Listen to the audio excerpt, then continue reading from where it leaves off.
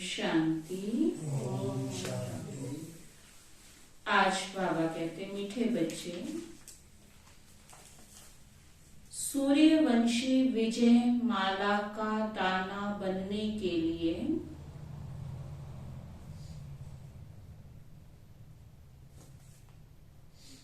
सूर्यवंशी विजय माला का दाना बनने के लिए श्रीमत पर पूरा पावन बनो।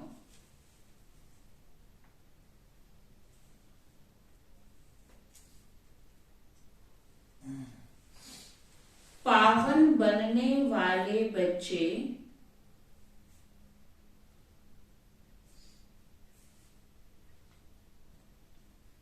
धर्म राज की सजाओं से छूट जाते हैं।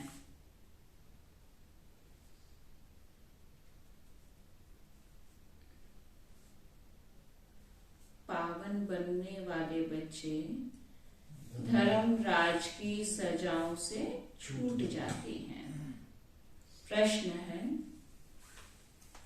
देही अभिमानी बनने की मेहनत में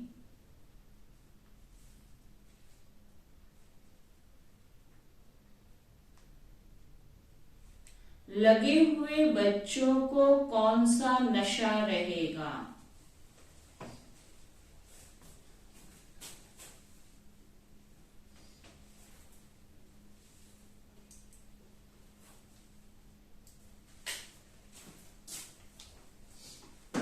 देही अभिमानी बनने की मेहनत में बाबा पूछ रहे हैं, जो इस प्रकार की मेहनत करेंगे उन बच्चों को नशा कौन सा रहेगा?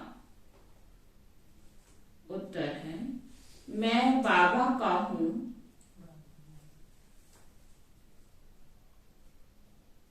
मैं बाबा के ब्रह्मांड का मालिक हूं,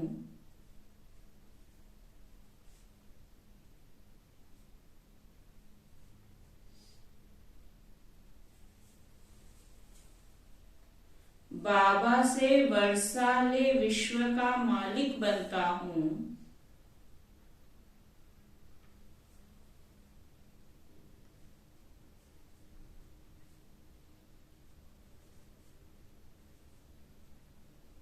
यह नशा देही अभिमानी रहने वाले बच्चों को ही रहता।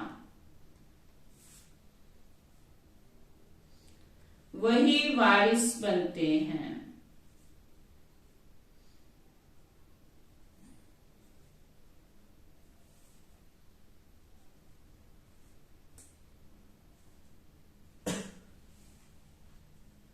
उन्हें पुरानी दुनिया के संबंध याद नहीं रहते।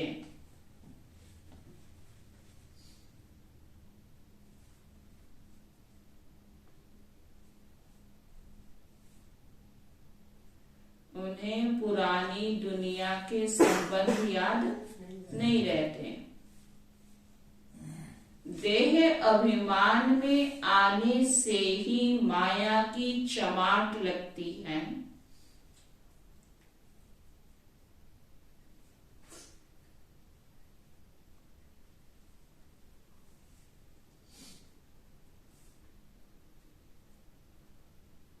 खुशी गुम हो जाती है।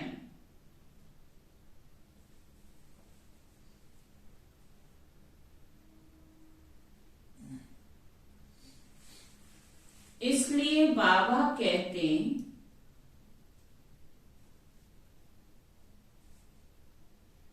बच्चे देही अभिमानी बनने की मेहनत करो।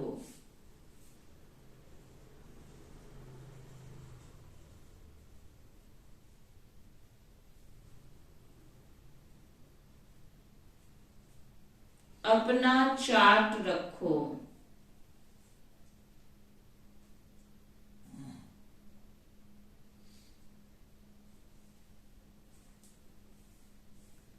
गीत है, आने वाले कल की तुम तकदीर हो। ओम शांति। ओम शांति। बच्चे जानते हो कि शिव बाबा ने यहाँ संगम युग पर अवतार लिया है? यह ऊपर से आया हुआ है? शिव बाबा ने अवतार लिया या ऊपर से आया है? और तुम शिव शक्तियां हो, शिव के वारिस। तुम्हारा नाम वास्तव में है शिव शक्तियां, क्योंकि तुम किससे पैदा हुई हो? किसके बच्चे हो? शिव बाबा के। तो शिव से पैदा हुए ना। तो बाबा कहते तुम्हारा नाम वास्तव में है शिव शक्तियां, शिव से पैदा हुई शक्तियां। शिव ने तुमको अपना बनाया है और तुम शक्तियों ने फिर शिव बाबा को अपना बनाया है। शिव ने आकर अपने वारिस बनाए हैं। तुम शक्तियां हो गए शिव बाबा के वारिस। अभी यह तो तुम बच्चे जानते हो, क्या जानते हो? कि शिव बाबा आया हुआ है नर्क को स्वर्ग बनाने। हम उनके वारिस, उनके साथ मददगार हैं, उनसे वर्षा पाने के लिए। बाप आया हुआ है इस पतित दुनिया अथवा नर्क को पावन बनाने। पतित सृष्टि को पावन बनाने वाला निराकार परम पिता परमात्मा के सिवाय और कोई हो नहीं सकता। जिसका काम है वही अपना काम करेगा ना। तो पावन बनाना किसका काम है? एक निराकार शिव बाबा का। उसके सिवाय कोई पावन बना नहीं सकता। तुम हो निराकार शिव बाबा के बच्चे। स्मृति दिला रहा है बाबा, तुम किसके बच्चे हो? निराकार शिव बाबा के बच्चे। वह यहाँ जिसमें आया हुआ है वह है साकारी तन। कौन सा? यूं तो तुम जब निराकारी दुनिया में हो तो भी वारिस हो, क्योंकि बच्चा तो हमेशा वारिस रहेगा ना। तो बाबा कहते चाहे तुम निराकारी दुनिया अर्थात परम धाम में थे, वारिस तुम तब भी थे। सब आत्माएं उस परम पिता परमात्मा के बच्चे हैं, परंतु वह हो गया निराकारी दुनिया में। वहां तुम जब मेरे पास हो तो मेरे ही बच्चे हो। फिर मुझे भी आना पड़ा है पतित सृष्टि को पावन बनाने। आकर शरीर धारण करना पड़ा। अब उस निराकारी दुनिया से बाप आया हुआ है। तुम बच्चों को वारिस बनाया है वर्षा देने के लिए। शिव शक्तियां तो मशहूर है, दुनिया में भी शिव शक्तियों का कितना पूजन होता है। तो बाबा कहते शिव शक्तियां तो मशहूर है। शिव शक्तियां अर्थात, आज क्या अर्थ बता रहा बाबा शिव शक्तियों का? शिव शक्तियां माना केवल बहनों की बात नहीं करे, जो भी शिव की औलाद है वो सब कौन है? शिव से निकली हुई शक्तियां हैं। तो बाबा कहते शिव की औलाद। दुनिया में यह कोई नहीं जानते कि पतित पावन कौन है। पतित दुनिया को जरूर कलयुग कहेंगे, पावन दुनिया को सतयुग। निराकारी दुनिया में तुम आत्माएं सदैव पावन रहती हो। गाते भी हैं, हे पतित पावन आओ, भिन्न भिन्न प्रकार से याद करते हैं, परंतु समझते कुछ भी नहीं है। यह नहीं समझते कि पावन बनाने के लिए जरूर कलयुग के अंत में संगम पर आएंगे। कौन? शिव बाबा हमको पावन कब बनाएगा? जब पहले पतित बनेंगे तो पावन बनाएगा ना। तो कब पतित बने सबसे ज्यादा? जब कलयुग का अंतिम समय था। तो शिव बाबा कलयुग के अंतिम समय में पतित को पावन बनाने के लिए संगम पर आए हैं। बाप कहते हैं मैं कल्प कल्प कल्प के संगम युगे आता हूं।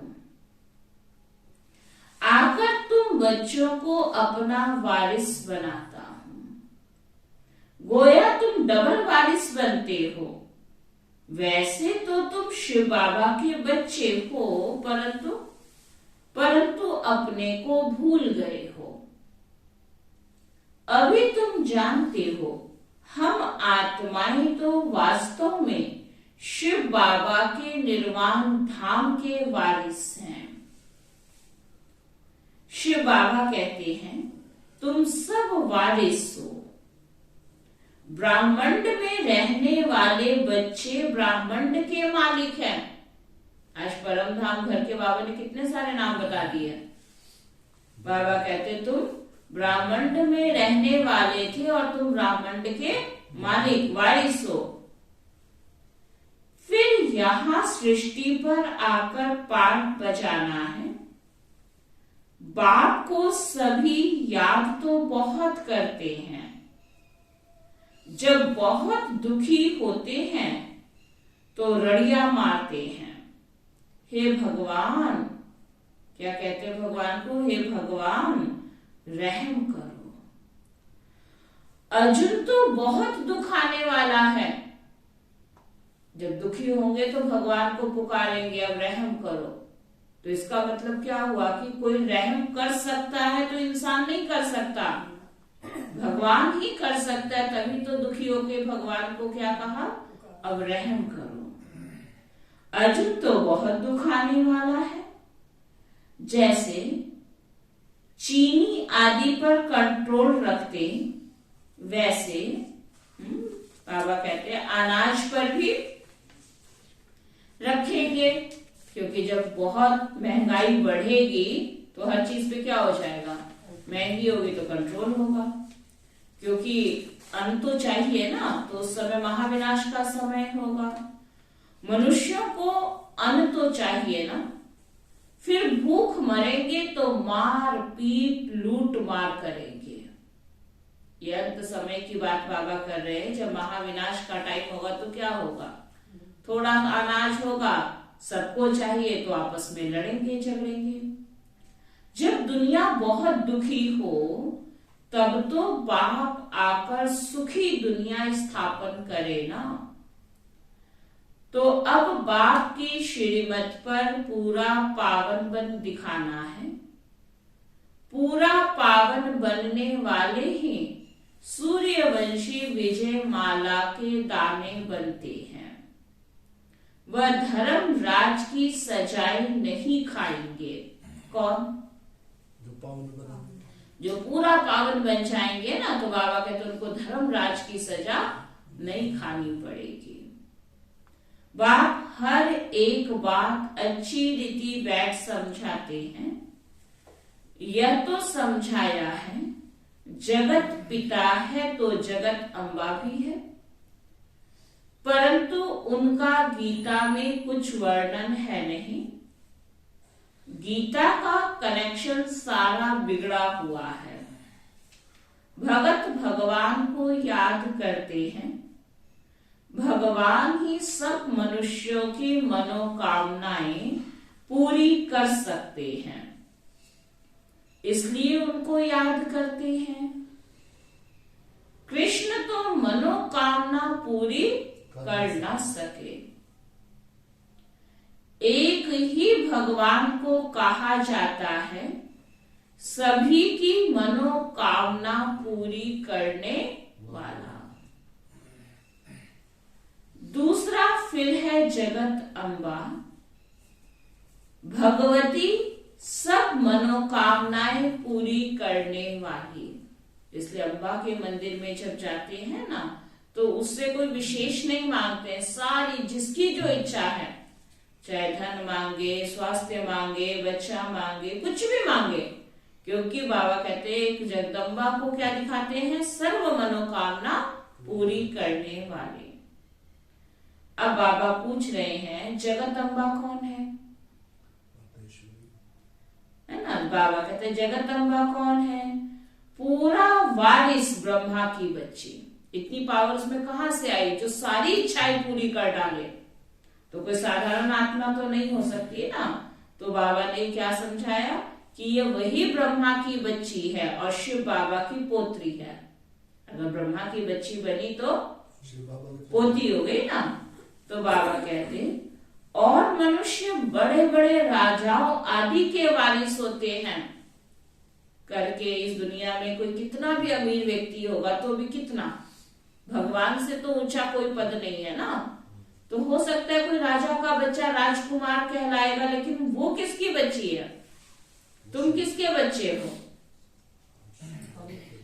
तो वो बाबा कह रहे हैं कि करके कोई बड़े बड़े राजाओं आदि के वारिस होते हैं। यह वारिस अक्षर फैमिली से लगता है, सन्यासियों से नहीं लगता है। तुम जानते हो हम अभी शिव बाबा के वारिस बने हुए हैं। वहां तो बाबा के साथ रहते हैं, वहां वर्षे की कोई बात नहीं। यहां तो हमको वर्षा चाहिए। बाप की मिल्कियत है स्वर्ग, वहां दुख की कोई बात हो नहीं सकती। अब तुम बच्चों को दादे की मिल्कियत मिलती है तो उनको याद करना है। तुम हो शिव के वारिस, बाकी सब हैं रावण के वारिस। रावण संप्रदाय गाया हुआ है। यहां तुम हो ब्राह्मण संप्रदाय, वहां है आसुरी रावण संप्रदाय। उनको वर्षा मिल रहा है रावण से, रावण राज्य है ना। 5 विकारों का वर्षा मिला हुआ है, जिस वर्षे को फिर तुम आकर शिव बाबा को दान करते हो। कृष्ण को थोड़े ही 5 विकारों का दान देंगे, तुम शिव बाबा को 5 विकारों का दान देते हो। देवताओं को थोड़े ही दान देंगे। बाबा कहते हैं कृष्ण आदि देवताओं ने तो विकारों का दान शिव बाबा को देकर फिर ऐसा पद पाया। क्या समझ में आया? श्री कृष्ण की आत्मा थी जिन्होंने अपने विकारों का दान शिव बाबा को देकर तब इतना उच्च कर पाया। कब दिया? अभी संत तो बाबा कहते वह फिर दान लेंगे कैसे? क्या मतलब हुआ इसका कपिल भाई? बाबा ने फिर क्या कहा? वह फिर दान लेंगे कैसे? माना जो खुद दान कर रहा है, अगर मेरे अंदर इतनी ताकत होती कि मैं अपने विकारों को खुद ही खत्म कर सकूं, तब तो मैं दुनिया के लोगों का विकार ले सकूं ना। माना कृष्ण की आत्मा को तो खुद शिव बाबा को देना पड़ा। तो बाबा क्या समझाना चाह रहा है कि ये ताकत केवल एक शिव बाबा में है। बाबा कहते हैं वह फिर दान कैसे लेंगे जो खुद ही दान दे रहा है? शिव बाबा कहते हैं यह 5 विकारों का दान दो तो छूटे ग्रहण। अब देवताओं की दुनिया में विकार होंगे नहीं। विकार देने का टाइम इस कलयुग के अंत का समय है, और कलयुग के अंत में कृष्ण जैसी आत्मा ने खुद शिव बाबा को अपने विकारों का दान दिया, तो दुनिया की आत्माओं को भी पावन बनाने की ताकत किसी इंसान में नहीं है। किसमें है? केवल एक शिव बाबा में है। ये समझाना चाहते हैं बाबा। तो बाबा कहते हैं शिव बाबा कहते हैं यह 5 विकारों का दान दो तो छूटे ग्रहण। ग्रहण भी ऐसा लगा हुआ है जो एक भी कला नहीं रही है, बिल्कुल काले बन पड़े हैं। अभी हमें दान दे दो, फिर विकारों में नहीं जाना है। दान देकर फिर वापस नहीं लेना है। अगर विकार में जाएंगे तो पद भ्रष्ट बन पड़ेगा। सो नारायण बनना है तो भूतों को भगाना है। बाप आते ही हैं नर से नारायण बनाने। तुम जानते हो बाबा ने हमको हकदार बनाया है। किस किस बात का आज हक मिल रहा है? बाबा कह रहे आज बच्चों को मैंने हकदार बनाया है। किस चीज का? बलदेव भाई, कहाँ का हक मिला आपको? आज की सारी मुरली में बाबा ने कई बार स्मृतियां दिलाई हमें। तुमको हकदार बनाया है। किस बात का हक है शीला बहन जी? वारिस बनाया है बाबा ने। तो वारिस बने। हाँ, बाबा ने कहा ना, एक तो अपने घर का स्मृति दिलाई ना कि तुम ब्राह्मण के, कितनी बार बाबा ने मुरली में भी पक्का कराया, निर्वाण धाम के, ब्राह्मण के, मेरे घर के तुम बच्चे वारिस हो, तो हकदार बन गए ना। तो बाबा कहते हैं एक तो अपने घर का और जायदाद का, तो डबल वारिस हुआ ना। तो बाबा कहते मुक्ति का भी और जीवन मुक्ति का भी, माना सत्यु के भी मालिक हो गए और परम धाम के भी मालिक हो गए। शॉर्ट में तो ऐसे ही कहेंगे ना समझने के लिए, परम धाम के भी आप मालिक, और स्वर्ग में आपके अलावा कोई राज्य कर नहीं सकता, है ना। तो बाबा कहते सतयुग हम बच्चों का है ना, तो वहां के भी मालिक और परम धाम के भी मालिक। तो मुक्ति का भी और जीवन मुक्ति दोनों वर्षा बाप देते हैं। तो बाबा कहते जो बाप के वारिस बच्चे हैं वो अब मेरे को याद कर योग और ज्ञान बल से विकर्म विनाश करती हैं। पहले यहाँ वारिस बनेंगे, बाबा को स्वीकार करेंगे, बच्चा बनेंगे, तो हम योग लगा सकेंगे ना, और योग लगेगा तो विकर्म विनाश होंगे। ज्ञान भी बल है, ऐसा नहीं है कि केवल योग में ही ताकत है, लेकिन विकर्म विनाश योग से होता है। बाबा कहते हैं ज्ञान भी बल है ना, नॉलेज है। नॉलेज पढ़कर बाबा कहते हैं दुनिया में भी कितना बड़ा बड़ा दर्जा पाते हैं। पोस्ट पोजीशन के आधार क्या होता है? पढ़ाई होता है। लेकिन इतनी डिग्री जो प्राप्त हुई किस आधार से? ज्ञान से। तो ज्ञान में ताकत है तो इतनी डिग्री मिली ना। तो वो बाबा कहते तभी तो इतना बड़ा बड़ा दर्जा पाते हैं। पुलिस के बड़े ऑफिसर्स आदि बनते हैं। मनुष्य कितना पुलिस से डरते हैं। डिग्री मिल गई तब डर लगता है ना, आम इंसान होता तो उनसे कौन डरता। तो बाबा कहते कोई ऐसा काम करते हैं तो पुलिस का नाम सुन पीला पड़ जाते हैं। उसकी डिग्री से डरे ना, लेकिन पुलिस बना कैसे? पढ़ाई की ताकत से ही बना ना। तो पुलिस में ताकत है कि पढ़ाई में ताकत है? तो बाबा कहते हैं तुम बच्चे अभी पढ़ाई से ऊंच पद पाते हो।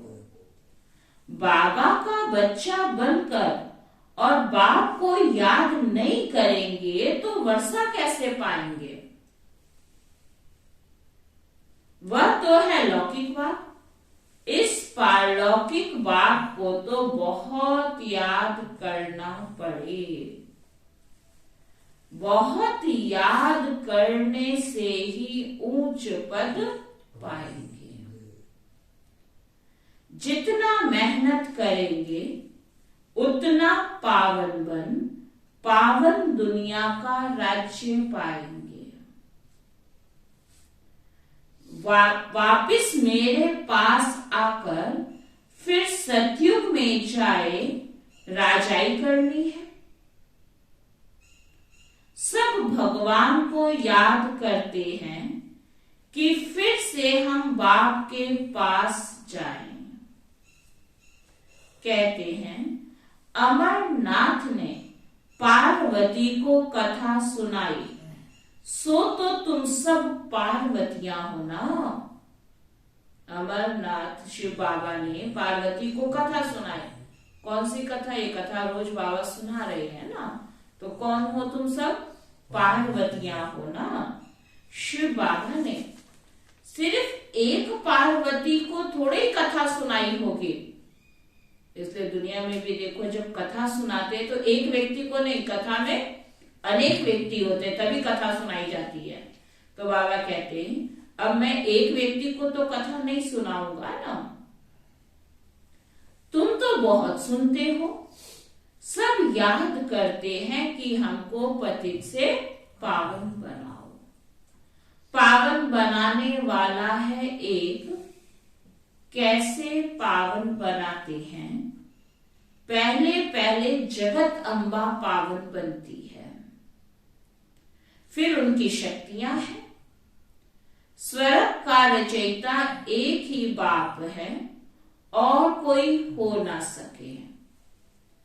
अभी तुम अनुभवी बन गए हो, तुम बच्चों को कितना नशा रहना चाहिए। शिव बाबा तुमको गोद में ले स्वर्ग का मालिक बनने लायक बनाते हैं। सुनो क्या किया बाबा ने, शिव बाबा ने संगम पर आपको अपना बच्चा बनाया, गोद लिया, तो तुम स्वर्ग के मालिक बनने के लायक बनते हो। तुम समझते हो हम ईश्वर की गोद में आए हैं, जरूर ईश्वर हमको वापस अपने साथ ले जाएंगे। खास तुम बच्चों को वारिस बनाया है, तुम्हारा पाठ है। अब कई कहेंगे क्या सारी दुनिया वारिस नहीं है? ये तो सबका पाठ है ना, सारे ही दुनिया में राजकुमार थोड़ी हो सकते हैं। ऐसे ही बाबा कहते हैं कि केवल मैंने तुम बच्चों को अपने गोद में लिया है, तो ये भी तुम्हारा पाठ था। सब तो नहीं बन सकते ना। अभी तुम्हारी बुद्धि कितनी विशाल हो गई है, तो सब समझने की बातें हैं। बाबा कहते विशाल बुद्धि होगी तो समझ आएगा ना। समझना चाहिए सतयुग में है ही देवी देवताओं का राज्य। जरूर भगवान ने स्थापन किया होगा, परंतु कैसे किया यह कोई नहीं जानते। नाम भी है यादव, कौरव, पांडव। पांडवों में सभी मेल सी दिखाते हैं ना। शक्ति सेना का नाम कहा, क्योंकि तुम हो गुप्त। उनको तो पता ही नहीं, फिर कहते हैं जो लड़ाई में मरेगा वह स्वर्ग में जाएगा। शास्त्रों में ऐसा दिखाते हैं ना, जो युद्ध के मैदान में मरेगा उसको स्वर्ग प्राप्त होगा। कौन सा युद्ध का मैदान? ये लड़ाई तो चल रही है ना। तो बाबा कहते दिखाते हैं कि जो लड़ाई में मरेगा वह स्वर्ग में जाएगा, परंतु कौन सी लड़ाई? कोई स्थूल लड़ाई में मरेंगे तो ऐसे तो दुनिया में बहुत मरते रहते हैं। तो बाबा कहते कौन सी लड़ाई में मरेंगे? यह है माया पर जीत पाने की लड़ाई। हम अपने से मेहनत कर रहे हैं ना, ये थोड़ी दुनिया के युद्ध में हम मरेंगे तो हम स्वर्ग को प्राप्त हो जाएंगे। तो बाबा कहते माया पर जो जीत पाएगा ना, ये भी तो युद्ध है, वो स्वर्ग को प्राप्त होगा। अब उन्होंने क्या किया, लड़ाई शब्द पकड़ लिया और बाकी शब्द सब हटा दिया। तो बाबा कहते कौन सी लड़ाई? माया पर जीत पाने की लड़ाई, जो एक बाप ही सिखलाते हैं। जबकि तुम समझते हो बरोबर शिव बाबा ने हमको गोद में लिया है, एडॉप्ट किया है, तो और सब तरफ से बुद्धि योग टूट जाना चाहिए। राजा की गोद में जाएंगे तो राजा रानी का ही बच्चा अपने को समझेंगे। प्रिंस प्रिंसेस ही मित्र संबंधी होंगे ना।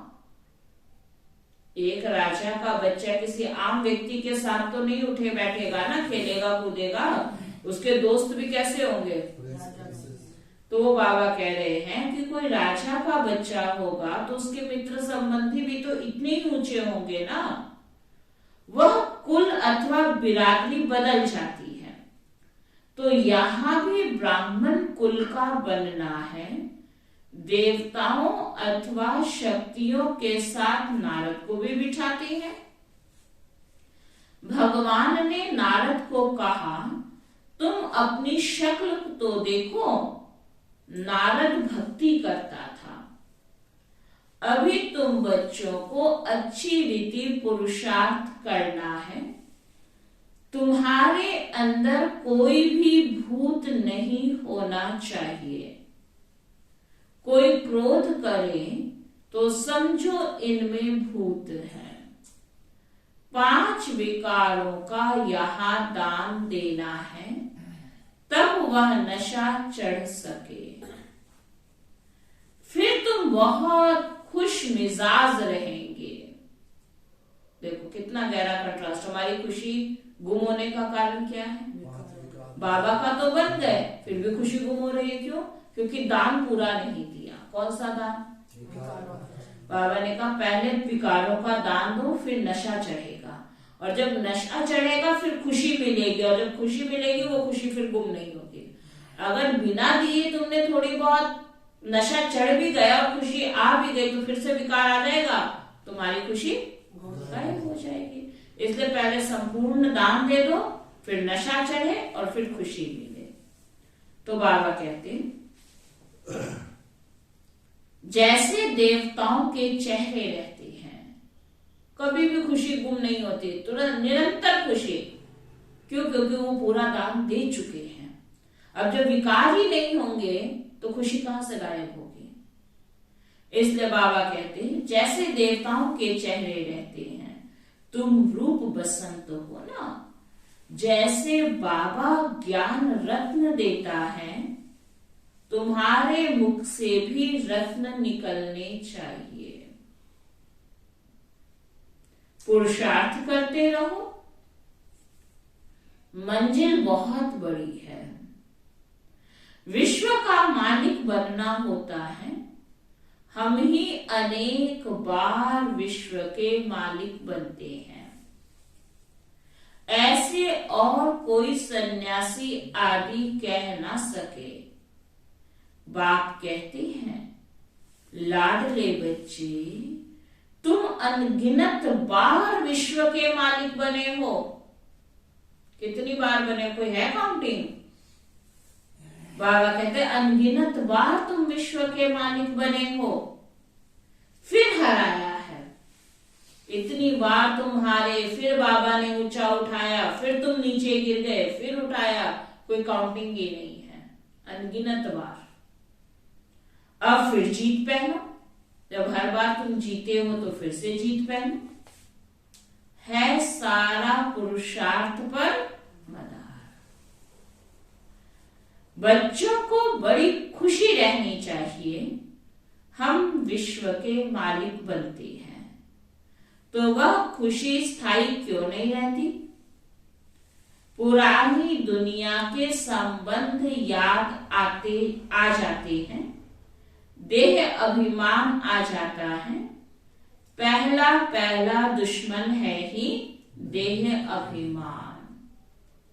देह अभिमान आया और लगी माया की चमाट। मैं बाबा का हूं, बाबा के ब्रह्मांड का मालिक हूं, बाबा से वर्षा ले विश्व का मालिक बनता हूं। यह नशा रहना चाहिए। देही अभिमानी बनने की मेहनत करनी चाहिए। कल्प में एक ही बार बाबा आकर तुमको देही अभिमानी बनना सिखलाते हैं। बाबा कहते हैं, क्या कहते हैं? बच्चे मुझे याद करो। फिर भी भूल जाते हो। चार्ट लिखने में थक जाते हैं। बच्चों को अपना चार्ट देखना है। एक बाबा इतने बच्चों का चार्ट कहां तक देखेंगे? कहने का भाव बाबा का क्या है? अपनी चेकिंग खुद करो। चेकिंग करोगे तो चेंज होंगे ना। जब चेकिंग ही नहीं करेंगे तो चेंज कैसे होंगे? बाबा को कितना काम रहता है, बाबा को इतने बच्चे हैं, बाबा को भी कितना काम रहता है। पत्रों के जवाब लिखने में उंगलियां ही घिस जाती है। जब साकार में बाबा थे तो उस समय तो पत्र लिखा जाता था ना, तो बाबा के सब बच्चे बाबा को पत्र लिखते थे, फिर बाबा उसका जवाब देते थे। परंतु बच्चों को शौक रहता है कि बाबा के हाथ का पत्र पढ़े। जब बाबा का पत्र मधुबन से आता था तो बच्चों को बहुत खुशी, बहुत नशा रहता था। तो बाबा कहते बच्चों की इच्छा तो यही होती है ना कि बाबा मुझे पत्र लिखे, जवाब दे। तुम्ही से बैठूं, तुम्ही से लिखा पढ़ी करूं, लिखते भी हैं। तो बच्चे भी जब बाबा को पत्र लिखते थे ना तो क्या लिखते थे एड्रेस पे, शिव बाबा केयर ऑफ ब्रह्मा।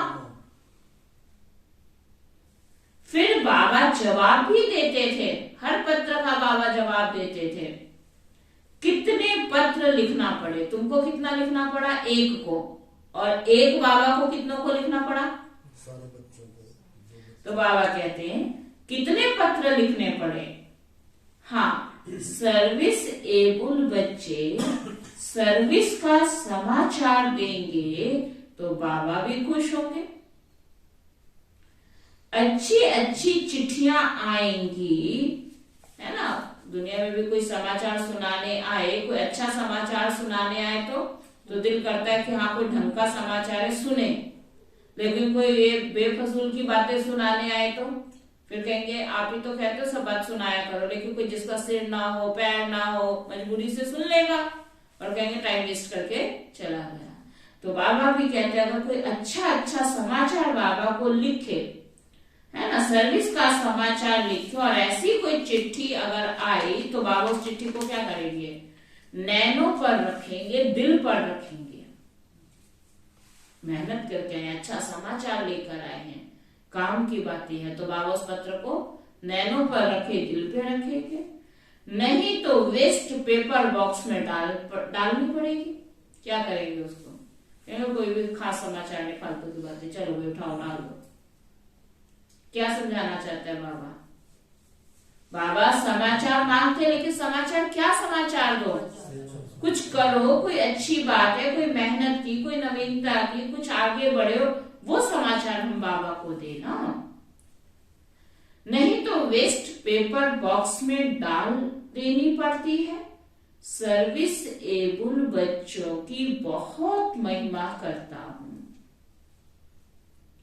सर्विस करने वाले बच्चे ही दिल पर चढ़ सकते हैं। सपूत बच्चे माँ बाप को फॉलो करते हैं।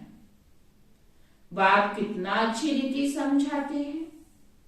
भक्ति मार्ग में मनुष्य मुक्ति के लिए कितने धक्के खाते रहते हैं। बाबा कहते परंतु वह जानते ही नहीं कि मुक्ति कहाँ है। कुछ नहीं जानते। ज्ञान है ही एक ज्ञान सागर के पास। सृष्टि के आदि मध्य अंत को जानना, इसको ज्ञान कहा जाता है। जब तक सृष्टि के आदि मध्य अंत को नहीं जाना, तब तक बाबा कहते सब अंधविश्वास से ब्लाइंड है। महाभारत लड़ाई भी सामने खड़ी है। सुना बाबा क्या समझा रहे हैं कि अगर आप नहीं जागे तो सामने महायुद्ध भी तो खड़ा है, सामने है, बहुत तकलीफ होने वाली है। जाग गए, भाग्य बना लिया, अधिकारी बन जाओगे। समय रहते नहीं कुछ किया तो लड़ाई ने तो अपने समय से होना ही है। सृष्टि का परिवर्तन भी अपने टाइम पे हो जाएगा। बाबा कहते बच्चे अभी बहुत तकलीफ होने वाली है। यह दुनिया बड़ी गंदी है। अब गंदगी में सुख कहां से मिलेगा? तकलीफ कहां से बढ़ रही है? गंदगी से बढ़ रही है ना। तो गंदगी तो रोज बढ़ाते ही जा रहे हैं, तो बच्चे उसकी फिर तकलीफ कौन सहेगा? गंदगी होगी, बदबू तो आएगी ना। अब गंदगी हम साफ नहीं करना चाहते हैं तो कष्ट। तो बाबा कहते बच्चे यह दुनिया बड़ी गंदी है। बाप बच्चों को फिर से समझाते हैं, बच्चे खबरदार रहना। अटेंशन खिंचवा रहा है बाबा, खबरदार रहना। कोई भूत होगा तो तुम गोरा कैसे बनेंगे? गोरा माना पावन कैसे बनोगे? अगर अंदर भूत रहेगा तो तुम गोरा कैसे बनेंगे? तुम कहते हो बाबा हम आपकी मत पर चलेंगे, तो बाबा कहते भूतों को भगाओ। चलते भी रहे भूतों को भी नहीं भगा रहे हो तो कैसे काम चलेगा? बाबा कहते मेरी मत कहती क्या है? मेरी मत पर चलना है तो मेरी मत क्या सिखाती है? भूतों को भगाओ। इस दुनिया से ममत्व नहीं रखना है। बुद्धि योग नई दुनिया में चला जाना चाहिए। तुम जानते हो हमारे लिए स्वर्ग की स्थापना हो रही है, तो याद करना पड़े ना। बाप को, स्वीट होम को और राजधानी को याद करो। शरीर निर्वाह अर्थ सर्विस भी करो, फिर यह ईश्वरीय सर्विस भी करो।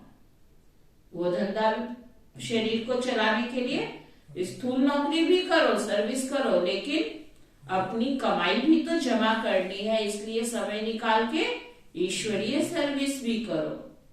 अच्छा, मीठे मीठे सिकी लगे बच्चों प्रति माता पिता बाप दादा का याद प्यार और गुड मॉर्निंग। रूहानी बाप की रूहानी बच्चों को नमस्ते।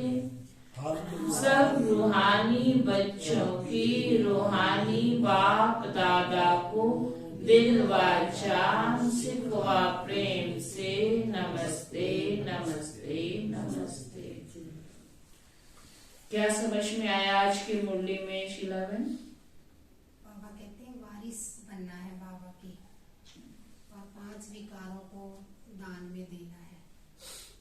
बाबा कहते हैं श्री कृष्ण ने भी अपने 5 विकारों को दान इसी संगम युग पर दिया था।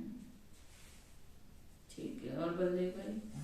बाबा कहते हैं पुरानी दुनिया को दे अभिमानी छोड़ना है, ये अभिमान छोड़ना है, नई दुनिया में आना है। ठीक है, हाँ जी कपिल भाई? बाबा कहते थे हम अभिमान छोड़ दे ही अभिमानी बनोगी। ठीक, हाँ जी ज्ञानचंद भाई? दीदी हमें पावन बनना है। पतित से पावन कैसे बने? वो जो हमारी पावन बनने की स्टेज है वो सदा रहे, तभी हम सदा खुश रह सकते हैं। सदा खुश तब रहेंगे जब अपने आप को चेक करेंगे और चेंज करेंगे। हमने अपने ऊपर ही नजर रखनी है, स्वयं परिवर्तन करना है और उससे हमें पतित से पावन बनना है, तभी हम सदा खुश रह सकते हैं। पहले 5 विकारों का दान दो, फिर नशा चढ़ेगा, नशा चढ़ेगा तो खुशी रहेगी। अच्छा, धारणा के लिए सार है, रूप बसंत बन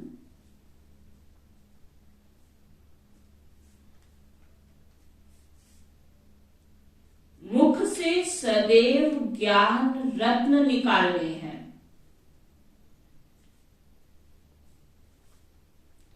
रूप बसंत बन मुख से सदैव ज्ञान रत्न निकालने हैं। देवताओं जैसा खुश मिजाज बनना है।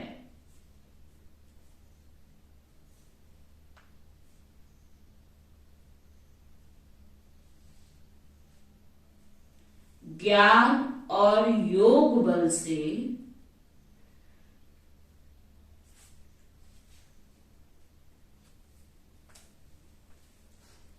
विकर्म विनाश कर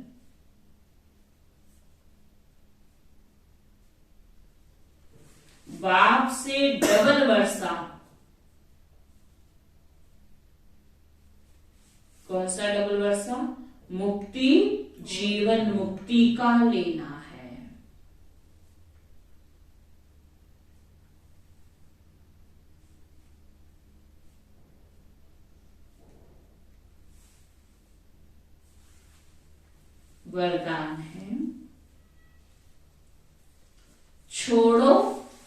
छूटो छोड़ो तो छोड़ो, इस पाठ द्वारा इस पाठ द्वारा नंबर 1 लेने वाले नंबर 1 लेने वाले उड़ता पंछी भव। उड़ता पंछी भाव, छोड़ो तो छूटो छोड़ो तो छूटो, इस पाठ द्वारा इस पाठ द्वारा नंबर 1 लेने वाले नंबर 1 लेने वाले उड़ता पंछी भव।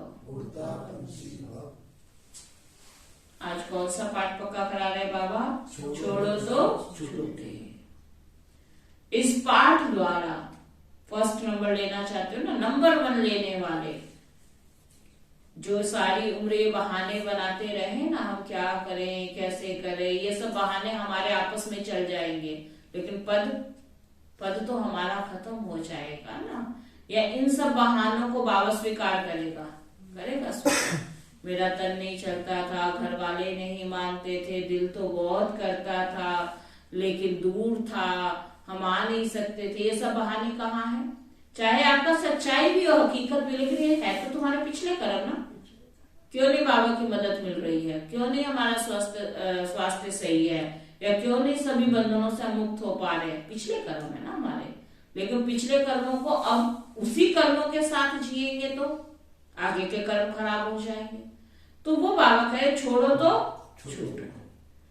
अगर नंबर 1 लेना है तो इस पाठ को पक्का कर लो। लेने वाले उड़ता पंछी भव। उड़ता पंछी बनने के लिए यह पाठ पक्का करो। कौन सा? छोड़ो तो छूटो। किसी भी प्रकार की डाली को अपने बुद्धि रूपी पांव से पकड़कर नहीं बैठना है। बुद्धि फंसी हुई है ना, मजबूरियां कुछ नहीं होती है, सब क्या है? हमारी बुद्धि फंसी हुई है। अब पंछी डाली को पकड़कर बैठा है और कहता है मैं उड़ूं कैसे? अब उड़ने के लिए क्या करना पड़ेगा? डाली छोड़नी पड़ेगी। वो कहे मैं छोड़ूंगा भी नहीं और उड़ना भी चाहता हूँ। उड़ नहीं सकता है। उड़ सकता है? आप भी कहते हो मैं बुद्धि से हटा भी नहीं सकता और आगे भी बढ़ना है, कैसे हटोगे? तो वो बाबा ने आज क्या कहा कि सारा खेल हमारी बुद्धि का है। तो बुद्धि रूपी पांव से पकड़कर नहीं बैठना। इसी पाठ से ब्रह्मा बाप नंबर 1 बने। कौन सा पाठ पक्का आज करा रहे बाबा? छोड़ो तो छूटो। और यही पाठ ब्रह्मा बाप ने पक्का किया तो आज क्या बन गए? नंबर 1 बन गए। यह नहीं सोचा कि साथी मुझे छोड़े तो छूटू।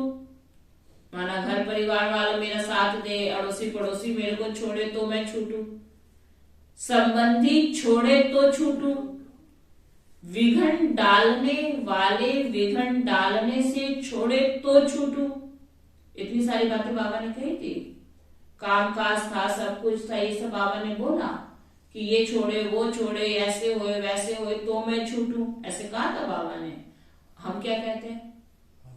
हमारे संबंधी है, हमारी जिम्मेवारी है, हमारे बच्चे हैं, ये सब छोड़े तो मैं छूटू। बाबा ने ऐसे कहा था। तो बाबा कहते हैं सदा स्वयं को सदा यही पाठ प्रैक्टिकल में पढ़ाया कि स्वयं छोड़ो तो छूटे। वो क्यों छोड़ेंगे हमको? कुछ छोड़ो ना, छोड़े तो छूटे। तो नंबर 1 में आने के लिए ऐसे फॉलो फादर करो, है ना। कहते हैं एक बार एक राजा था, वो जंगल में गया, वहां पे उसने देखा बहुत सारे तोते थे। तोते को देख के उसके मन में क्या आया? एक तोता मैं इसमें से पकड़ लेता हूं। उसने पकड़ लिया, पकड़कर क्या किया? अपने राजमहल में ले गया और उसने सोचा देखो मैं इस आजाद पंछी को जंगल से पकड़कर लाया हूं, इसको दुख देने के लिए नहीं, इसको अच्छी व्यवस्था दूंगा। और उसने क्या किया? बहुत प्यार से उसके लिए सोने का पिंजरा बनवाया और उसको उस सोने के पिंजरे में बंद कर दिया। और भोजन भी उसको कैसा दिया? बहुत अच्छा देता था खाने के लिए, बहुत प्यार भी करता था, उससे बातें भी करता था। तो एक दिन काफी समय बाद राजा फिर से उसी जंगल में जा रहा था, तो उसने सोचा क्यों ना मैं इस तोते से पूछूं, तुम्हारे मित्र वहां मिलेंगे, क्या कोई संदेश देना है? ऐसा उसने सोचा। तो उस तोते ने कोई जवाब ही नहीं दिया। राजा चला गया। जब राजा गया तो वहां उसके मित्र मिले जो और तोते थे। तोतों ने, राजा ने यही प्रश्न उनसे भी पूछा कि तुम्हारा मित्र मेरे पास है, उनको कोई संदेश देना है।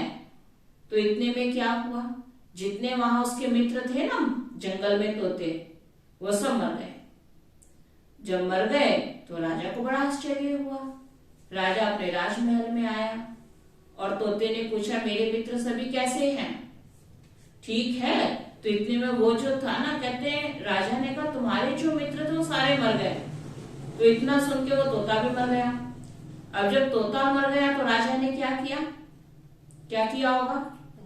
थोड़ा बुद्धि चलाओ ना। राजा ने मरे हुए तोते को पिंजरे में रखेगा? क्या किया होगा? पिंजरा खोल दिया। अब जैसे ही पिंजरा खोला वो तोता उड़ गया।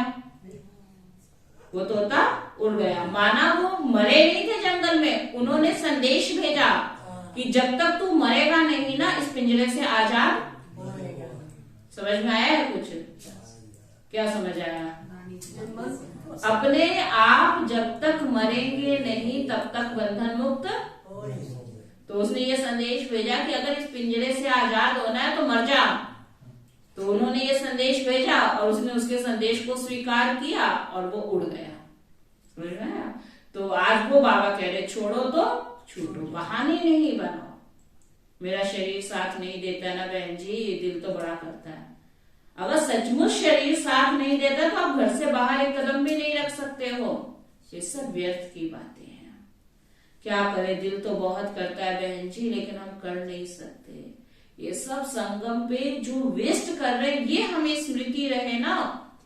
अब का घाटा तो सह लोगे, लेकिन कलब कलब का घाटा जब अंत में सामने पटल पे आ जाएगा ना रिजल्ट, उस समय अब पछता क्या होता है। जब दुनिया में कहा जाता है तो पहले चिड़ियाओं से बचाओ ना उस खेत को। तो बाबा कह रहे हैं तो नंबर 1 में आने के लिए ऐसे फॉलो फादर करो। स्लोगन है, जिनके संकल्प में एक बाबा है उनकी मनसा सदा शक्तिशाली है। जिनके संकल्पों में कौन है? केवल एक बाबा है, उनकी मनसा क्या होगी? सदा शक्तिशाली है। हमारी मनसा खराब कब होती है? जब व्यर्थ आता है। ना व्यर्थ आने दो, ना मनसा खराब हो। अच्छा, आज का अव्यक्त इशारा है, जब से जन्म लिया है तब से प्रतिज्ञा की है कि मन अर्थात संकल्प, समय और कर्म जो भी करेंगे वह बाप के ईश्वरीय सेवा अर्थ करेंगे। जब हम बाबा के बच्चे बनते हैं ना तो कितना नशा होता है। क्या कहते थे बाबा को? बस बाबा अब तो ये सारा जीवन किसके लिए है? आपके लिए, जो मर्जी सेवा आप करा लो, यही बोला था ना। लेकिन बाद में फिर अपनी मर्जियां चलाने लग जाते हैं। पहले क्या कहते हैं कि जो आप सेवा लेना चाहो, जैसी सेवा लेना चाहो, जो मर्जी कराओ, और फिर धीरे धीरे तो बाबा वो कह रहे हैं कि बस समय, श्वास, संकल्प, कर्म जो भी करेंगे वह सब आपकी ईश्वरीय सेवा अर्थ करेंगे। अगर ईश्वरीय सेवा के बजाय कहाँ संकल्प व समय व तन द्वारा व्यर्थ कार्य होता है तो उनको संपूर्ण वफादार नहीं कह सकते हैं। इसलिए संपूर्ण वफादार बनो। फिर तो वफादार नहीं हुआ ना।